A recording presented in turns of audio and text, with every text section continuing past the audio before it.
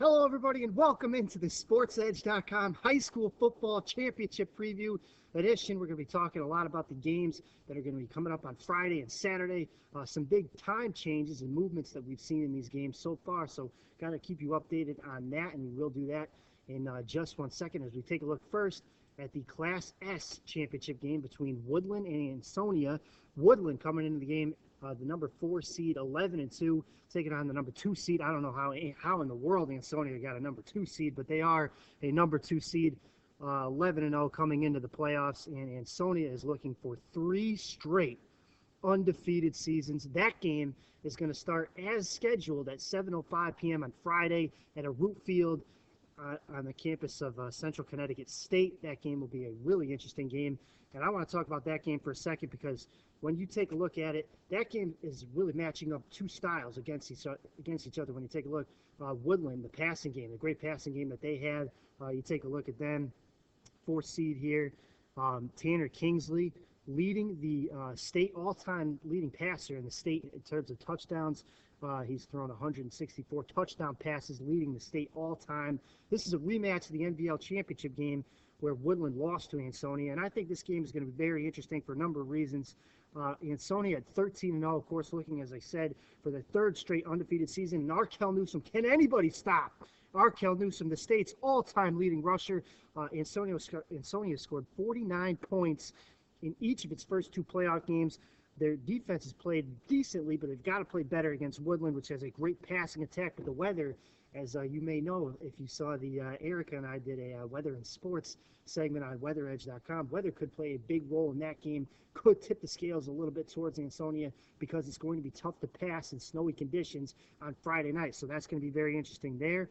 I think when you take a look at Ansonia, back-to-back games with 7 touchdowns for Arkell Newsom. He ran for 492 yards against Coggins.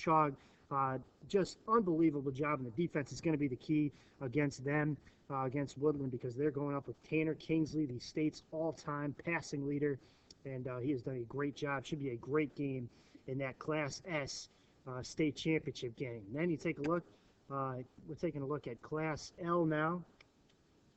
This one's moving on nicely. Class L, top-seeded Darien, 11-1.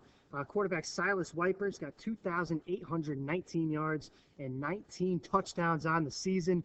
Needed a field goal, did the Blue Wave, to get past a pesky hand team in the quarterfinals. Did a great job shutting down Middletown in that semifinals. Came away with a 13-7 win and shut down Gatorade Player of the Year quarterback Dario Highsmith, holding that team to just 7 points. So that was a great job by the Darien Blue Wave in that game. Other interesting note from Darien is the fact that they beat New Canaan. New Canaan's only loss of the season came on Thanksgiving to Darien. Darien took it to them in a thrilling game there on Thanksgiving, and should be a really interesting game in this one. As you see, I would be shocked if this game isn't one of the better games of the day. It's going to be starting at 2:05 p.m. in Boylefield in Stamford, so watch out for that game. 2:05 Class L, Boylefield and Stamford. Not going to be played in New Britain on a root field as it was originally intended, but I think New Canaan in this game may have the edge. Nick Cassione has been outstanding this season as a passer, and their defense, this is important to note, the defense hasn't allowed a point yet in the playoffs. So how do you do better than that? You can't.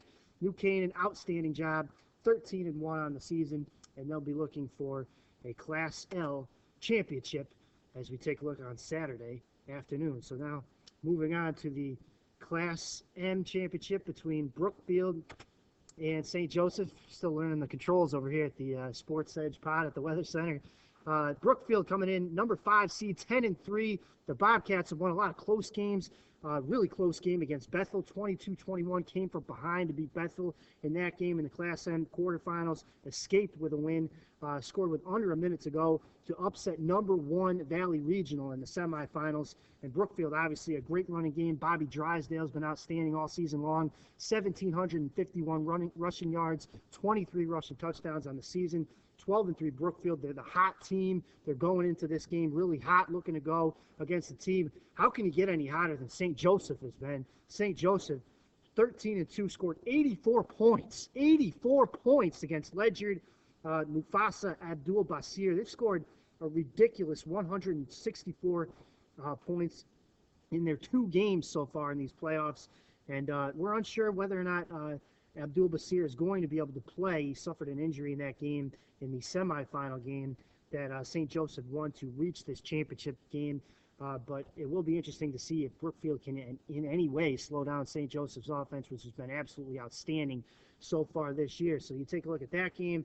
Should be an interesting one. Be very interesting to see if Brookfield can make it another nail-biter here. They've had a lot of success in close games. You take a look at that in the Class S semifinal. Then, of course, moving on to the game that everyone is going to be looking at here in the Class L championship game.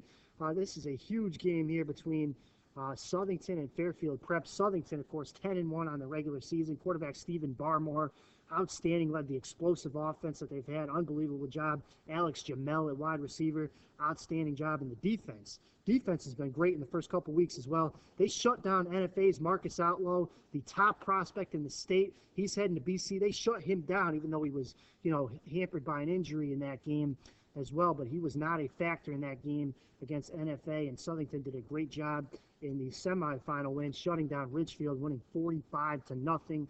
So the defense only allowing 14 points so far in their 2 playoff games. And they'll be taking on Fairfield Prep. And this is a Cinderella story for Fairfield Prep. 13-2. Quarterback Colton Smith is a dual threat.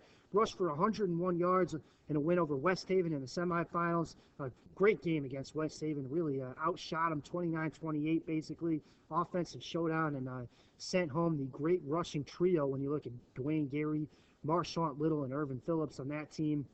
So I think that is something that you have to keep in mind with Southington. Can Fairfield Prep stop the big offense that Southington has, the blue plate special? Of course, Fairfield Prep has their quarterback, Colton Smith. He's a dual threat quarterback as well. Could be a interesting player and an interesting factor in that game as we look at the 1:35 p.m. start, another start there at a root field that's going to be affected by the weather and the snowstorms that are coming in. So all the games that were scheduled to be night games now going to be day games. Not sure how that's going to affect anything. Not sure if that's going to affect these different teams. And if we do get inclement weather, I'll tell you right now, the teams I like in these games with inclement weather, St. Joseph, you take a look at the way they have scored points. I think even though Brookfield has a great running attack, I think St. Joseph will probably have the edge in that game if the weather is as bad as some people are saying that it is going to be. Darien and New Canaan, I think the edge there goes to New Canaan. Outstanding offense, outstanding running game as well. Class S, I think clearly the edge goes to Sonia, and I think this is the biggest one because on Friday, when the snow is going to be starting to come in, that game is going to be played at night. So that should really be a game where running the ball is going to be key. And oh, by the way, Sonia has the greatest running back in the state, maybe in the history of the state. It's lining up for them. So that should be really interesting. And of course, Tanner Kingsley for Woodland, throwing the ball, not as easy to do in these snowy conditions. So you take a look at that game. That's what I think about that game. And also I think when you take a look at the Double L championship game, I think Southington, the toughness of Southington, I think the snow, they'll be better in the snow than will Fairfield Prep. So I think that's the weather report here on these games. And thanks for watching this edition of the Sports Edge High School Championship Preview, our final edition here from the Weather Center, the Sports and Weather Center here at WTNH. Thanks for watching, everyone. I'm Kels Dayton. We'll see you next time.